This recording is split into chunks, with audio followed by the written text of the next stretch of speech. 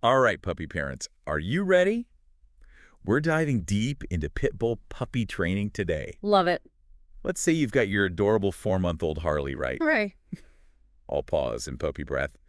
And you want to set her up for success. It's such a fun age. I know, right?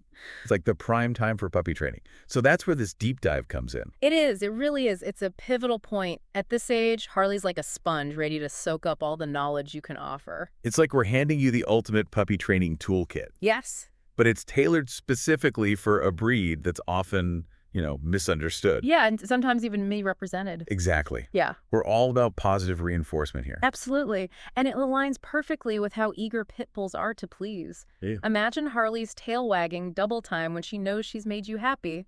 That's the power of positive reinforcement. I'm already picturing those proud puppy eyes. Yes. Okay, so where do we start? Let's talk about those essential commands, the ones every dog parent dreams of. Okay, so we're going to cover the classics like sit, stay, and come. Those are important, Yeah, these aren't just for looking impressive at the dog park. although I'm sure Harley will rock those. Definitely. But they go deeper. They're so important. Think of them as building blocks for clear communication between you and Harley. It's like we're giving Harley the tools to understand what we need from her, which is extra important for a breed that sometimes faces, prejudice. Yeah, you're right.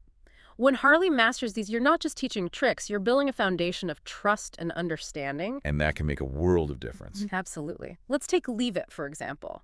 That one's huge. This command goes beyond basic obedience. It can be a lifesaver. Imagine Harley eyeing something potentially dangerous on a walk, a chicken bone or something. Oh, that's a good one. Right? That's where leave it becomes crucial. It's like that superhero moment where you want to shout, "No, Harley, don't."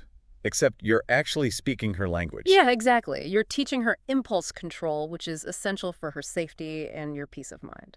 Mm. Now let's talk about crate training. This one often gets a bad rap, but trust me, it's all about creating a positive experience for Harley. I'll admit, I've heard the term doggy jail thrown around, but that's not what we're going for here, right? Not at all.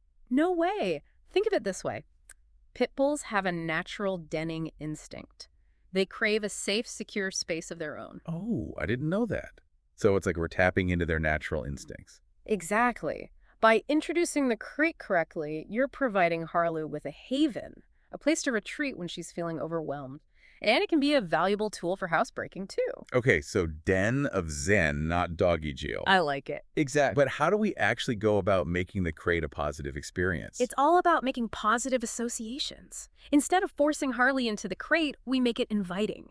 Imagine tossing her favorite toy or a tasty treat in there. Making it her own little puppy palace. Exactly. The crate should never, ever be used for punishment. We want Harley to see it as her safe space, her little retreat. Okay, I'm sold on the crate. But let's be real. Puppyhood isn't all about sit and stay. Socialization is huge, right? Especially for a pit bull. You're spot on. Socialization is absolutely crucial, and luckily, at 4 months old, Harley is at a prime age to develop those essential social skills.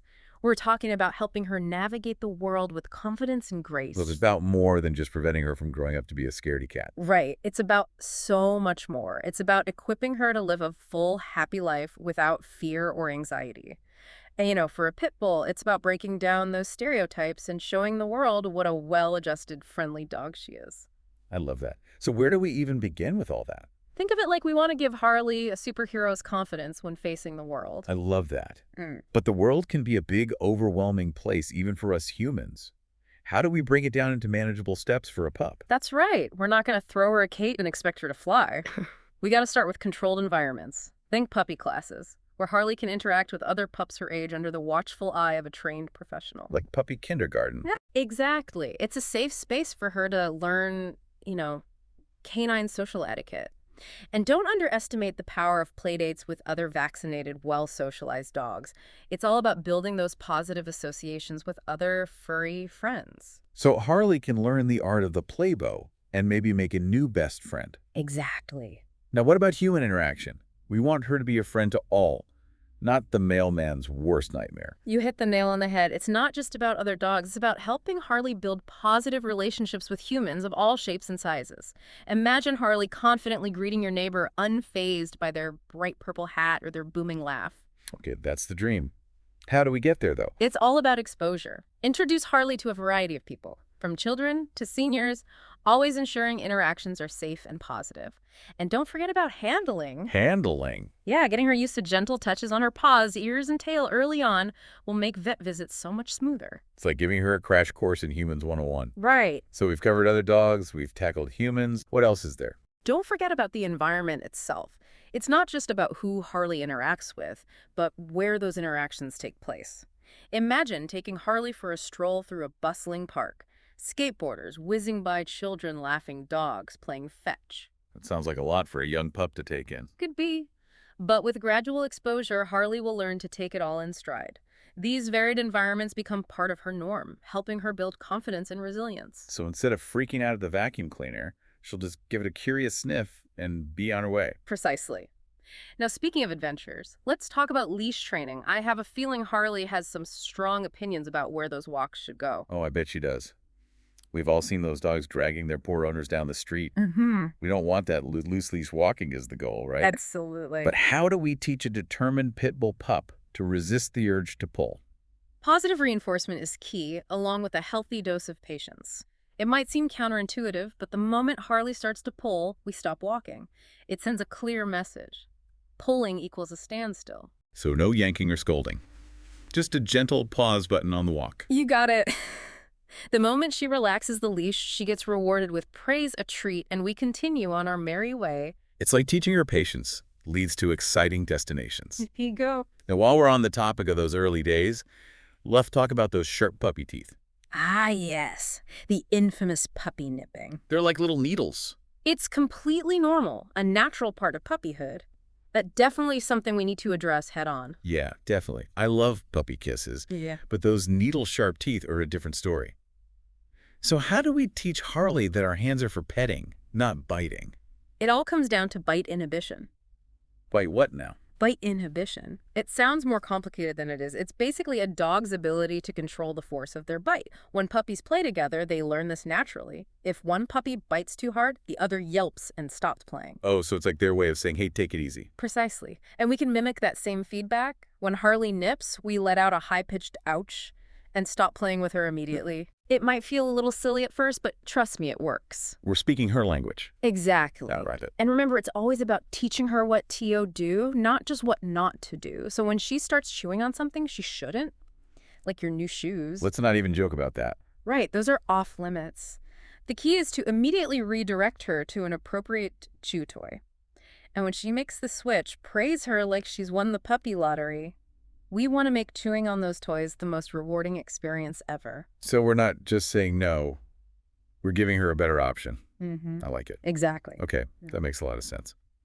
Now, we can't talk about puppy training without addressing the energy levels of a pit bull. Oh, you're absolutely right. Pit bulls are bundles of energy, and they need an outlet for all that zest for life. A tired puppy is a well-behaved puppy after all. So what's the magic formula for tiring out a 4-month-old Harley? Should we be signing her up for a marathon? Not quite. At this age, it's all about short bursts of activity, not long, strenuous workouts. Think 10, 15-minute walks a couple of times a day, some playtime in the yard, maybe a game of fetch. I can already picture those ears flapping in the wind as she chases after that tennis ball. The best. You mentioned mental stimulation, too. Is that really a thing for puppies? Absolutely. Just like us, they need mental workouts to keep their minds sharp and prevent boredom. So we're talking puppy puzzles and brain games. You got it. Puzzle toys are amazing at this age. They challenge Harley to think critically and problem solve to get to those tasty rewards. It's like the puppy version of Sudoku, but with tastier prizes. Exactly. And never underestimate the power of teaching tricks. Shake, roll over, even play dead. They're not just cute party tricks, they're mental workouts in disguise. Okay, I'm adding find the hidden treat and learn to shake hands to my to-do list. Perfect. It sounds like we've covered a lot of ground here. Everything from basic commands and crate training to the importance of socialization and even how to handle those sharp puppy teeth. We've covered a lot, but it's all connected. It's all part of raising a happy, well-adjusted pit bull. It's all about setting Harley up for success, one training step at a time. I feel like we've given our listeners a solid foundation for raising a well-adjusted pup. We really have. And remember, consistency and patience are key. Those are your superpowers in this journey. I love that superpowers. It's like planting seeds. You're nurturing Harley's potential with every training session, every positive interaction. I love that analogy. It's not about instant results. It's about those consistent efforts that blossom into something amazing. Exactly. Speaking of amazing, imagine Harley a year from now. Picture her confidently walking by your side, greeting new people and pups with a wagging tail, completely unfazed by those, bustling environments we talked about. So I can see it now. Oh, She's a pro at Leave It. sure. She's rocking those basic commands, and she's the happiest, most well-adjusted dog at the park. That's the dream. That's what all this hard work is about. It's about giving Harley the tools to live her best life. Yes, free from fear and anxiety. It's about shattering those stereotypes and showing the world what an incredible dog she truly is. Couldn't have said it better myself. This has been such an eye-opening deep dive. I feel like I've learned so much, not just about training techniques, but about the heart of a pit bull. They are remarkable dogs, full of love and loyalty. Well said. Hmm. To all our listeners out there, remember, the journey of raising a puppy is full of challenges, but the rewards, They're so worth it. they're so worth it. And on that note, happy training, everyone. We'll catch you in our next deep dive.